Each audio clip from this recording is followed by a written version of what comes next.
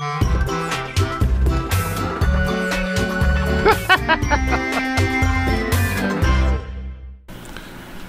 and welcome to Sunday with Mike. I hope your Thanksgiving was fantastic. On today's show, we're going to cover how to handle clients who want more than they paid for, if you as a DJ should attend a wedding rehearsal, a really cool trick that you can use for your laptop the next time you need extra lighting, and some questions from the Sunday with Mike Facebook group. So grab yourself a cup of coffee and join me. I'll be right back.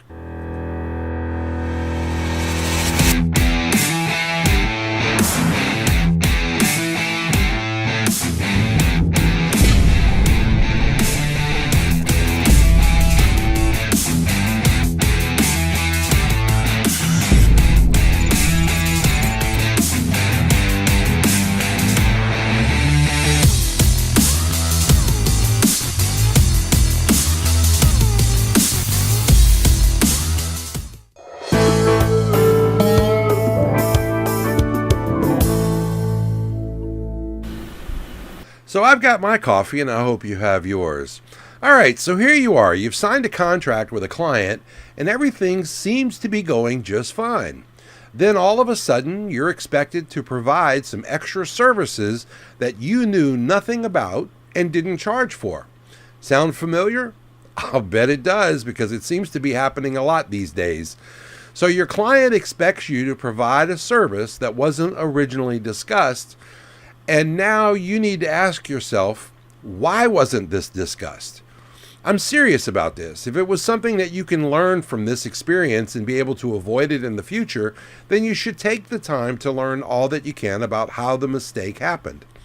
If there wasn't anything that you could have done to predict it, then you need to ask yourself, why would the client expect you to provide it for free? I mean, take, for example, if they forgot to order a milkshake and then they got to the counter to pay for it and pick up their food, and they realized the error and decided to add it to their order, they would certainly have to pay for it, right? So why should you and your business be any different?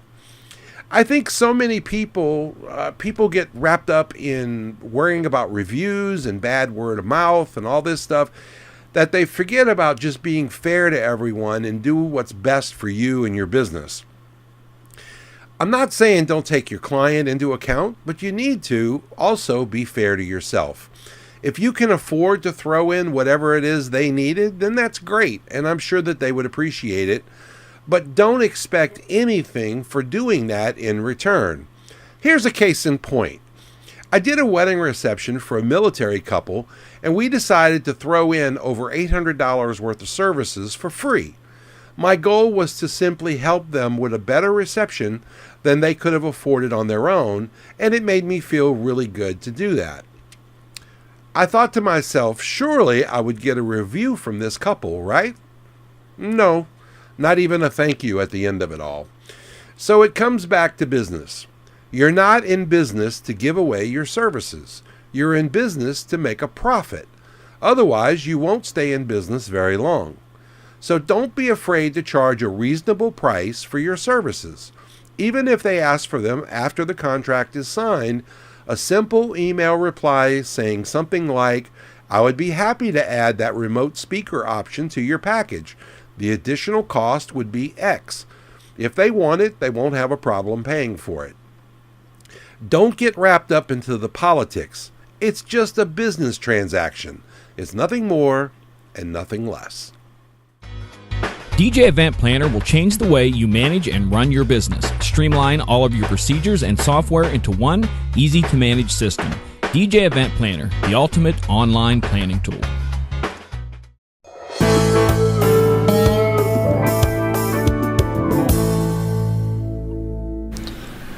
Another topic that comes up quite often is whether or not a DJ should attend a wedding rehearsal, which is normally held 1 or 2 nights before the actual event. In short, I say no. But why do I say no? Well, music has never been a big deal at a wedding rehearsal in my experience. It's more about the position of everyone, who's walking with whom, etc. In my opinion, music will only add more noise to this process and make things actually harder. So if that's the case, then why would you be there? There are a few reasons that you might want to attend a wedding rehearsal. Let's say it's a new venue and you aren't sure of the room layout or the outside ceremony and where everything is going to happen or where your setup is going to be. Let's say that you're new to doing ceremonies and you want to gain a better understanding of how they work and how things will go for the real ceremony. But you have to remember that things for the rehearsal will not be set up the same way they are for the actual ceremony. If you notice in the middle picture, there are no chairs there, and that was the rehearsal. You might even be able to load in your equipment and set up for the next day while you're there as well. So let's look at some of the negatives. It's an extra trip and mileage that wasn't needed. If it's on a night that you could have been booked, like if it's a Saturday wedding and a Friday rehearsal, you're losing revenue on that Friday to attend the rehearsal that you didn't really need to attend. So instead of filling in that date with another gig. So, okay, the client really wants you to attend. You know that you don't really need to be there. So now what do? Well, if you attend the rehearsal for any reason other than because you wanted to, you need to charge for your time. It doesn't have to be your normal fee for a gig, but $100 or $200 goes a whole lot further in your pocket than it does in someone else's and makes the extra trip and travel a whole lot more digestible. Larry Williams offers a DVD course on how to run a wedding rehearsal, and I highly recommend it. I have been able to handle hundreds of rehearsals because of Larry's material, and you will get your investment back on your very first booking. So stop giving away your time and expertise. Charge a reasonable fee if you're going to attend a wedding rehearsal for your services, depending on your skill level. But forget about being at a rehearsal as a DJ. You simply have no role to play during that activity.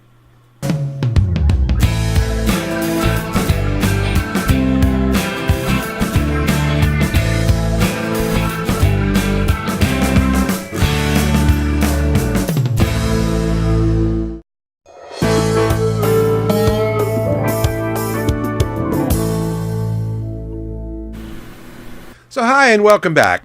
Recently I had an outdoor setup and we had a 60% chance of rain, and I didn't want to take a chance setting up my main controller, so I set up a smaller system that I use, but I did run into a problem. The area that I was set up in didn't have any kind of overhead lighting at all, and I needed some additional lights. So my wife, who was helping me load in, said, why don't you use that card that you used to use, and that would give you some extra USB ports for your lights. It was a great suggestion, and as you can see, this is what that card looks like. It goes into the side of my computer, and it gives me the two USBs, and then I have a USB stick that plugs in, and it gives me the light. And what's cool about this, as opposed to a hub, is that the computer is actually holding this, so I have a nice firm mount for the light. A hub wouldn't have done that for me. It would have been flopping all over the place. So as you can see from this slide, this is what the finished setup looks like. It worked out great. One of the lights gave me keyboard light, and the other one gave me light for request and my paperwork to make sure that all went well. So this card for me was the perfect fix that night. So remember, the next time you face a USB shortage, a card or a hub might be a great option for you. Think about that, and I'll be right back.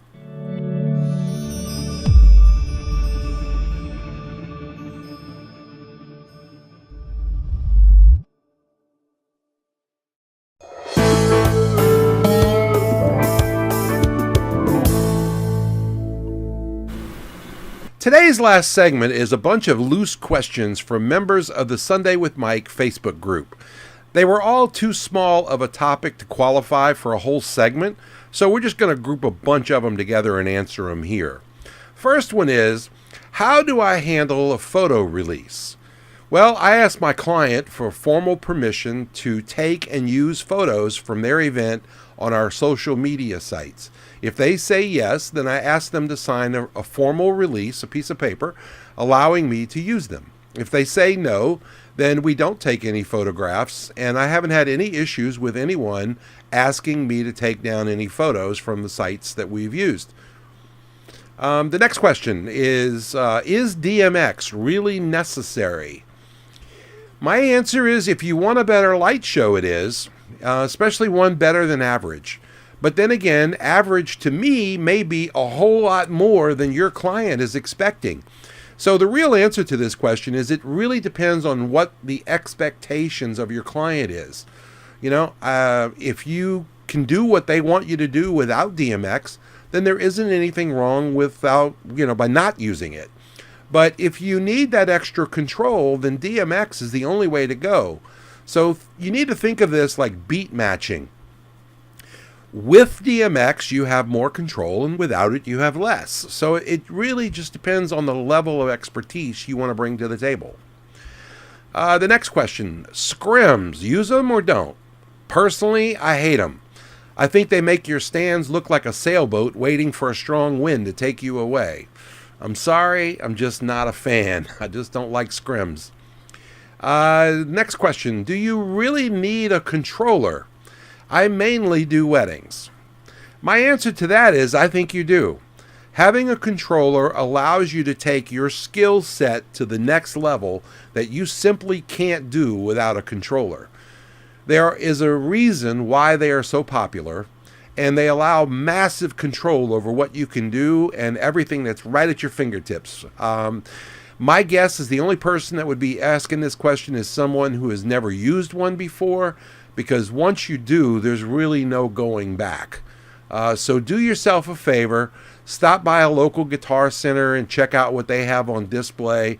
You might even want to consider renting one when you're going to be home one evening so you can play around with it and just get a feel for what it would allow you to do. You will definitely improve your skills as a DJ by simply adding a controller to your setup. There's no doubt in my mind about that. So that's going to be my show for today. Thanks to all the gang in the group for asking their questions. And if you're not already a member of the Sunday with Mike group, you need to join us. It's free and we're holding a place for you.